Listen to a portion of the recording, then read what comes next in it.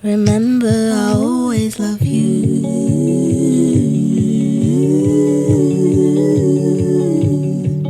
Having So My Darling on my debut album is super important. One, for the nostalgia element.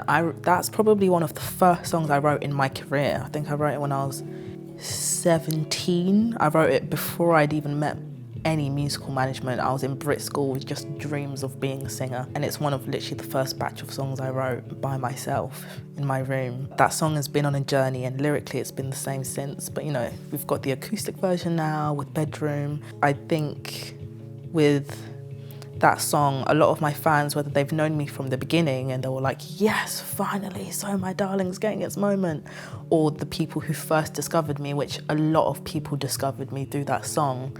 I think having it at the end of the album is kind of like, you know, you hear all of this new music and then you're just thrown right back to the beginning of either when you discovered me or my musical journey. And I think that really ties in with the nostalgic element. And I think that song is just a nice reminder of where I began and, you know, the hopes and dreams I had. You know, I always dreamed about having an album, and now I bloody have one. So my darling, my baby, my boo.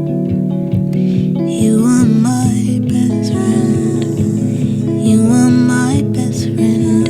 Remember, I always love you.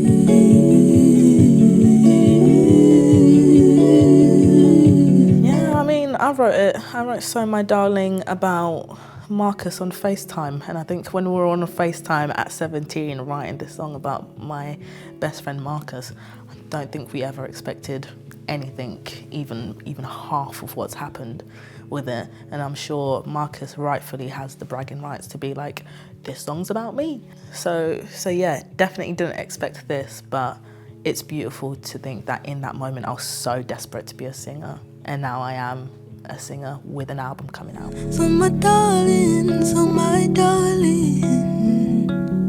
when our hairs are turning grey, won't even remember our younger days. And so my darling, baby, my boo. So My Darling is one of my faves, and I think it has such an element of, I don't want to say childishness, because that's not right.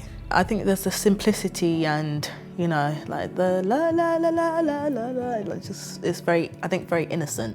And it was written in such an innocent time, and when I was completely innocent and naive even to like the industry or what the industry would include and what writing a hit was and what writing songs was. So yeah, I think the level of innocence, but the feeling and the story is super important. And I think it's a great one to end the album with.